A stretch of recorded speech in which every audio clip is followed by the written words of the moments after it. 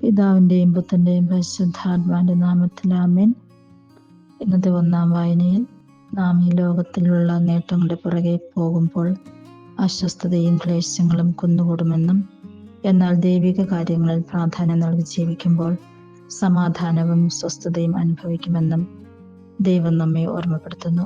സ്വാർത്ഥത വെടിഞ്ഞ് ദൈവത്തെയും അവരനെയും സ്നേഹിച്ച് ജീവിക്കാം.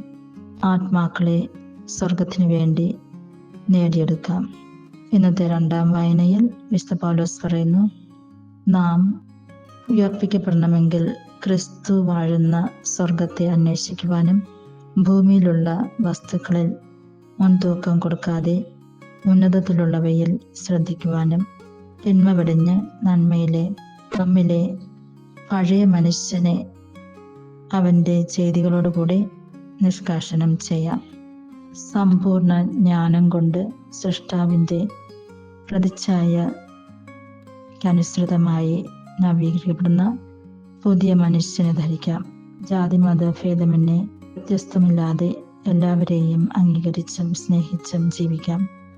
ക്രിസ്തു എല്ലാമാണ്, ക്രിസ്തു എല്ലാവരിലുമാണ്.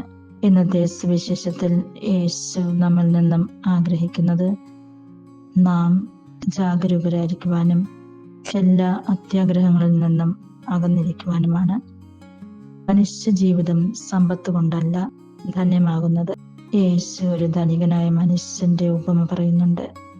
തൻ്റെ വിളവ് വർദ്ധിച്ചു, അവന് ധാന്യം സൂക്ഷിക്കുവാനായിട്ട് വലിയ അറപ്പലുണ്ടാക്കുന്നു.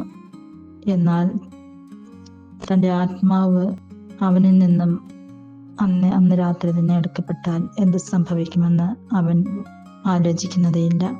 അവൻ അവൻ്റെ ആത്മാവോട് പറയുന്നു, അനേകം വർഷത്തേക്ക് തിന്നുകുടിച്ച് ആനന്ദിക്കുവാൻ.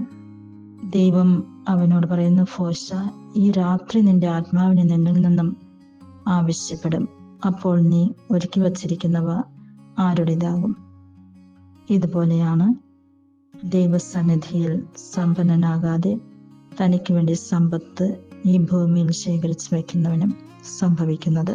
സമ്പത്തിനോടുള്ള അത്യാഗ്രഹം വെടിഞ്ഞ് പുണ്യങ്ങൾ അഭ്യസിച്ച് ആത്മാവിൻ്റെ വളർച്ചയ്ക്ക് വേണ്ടി പരിശ്രമിക്കാം.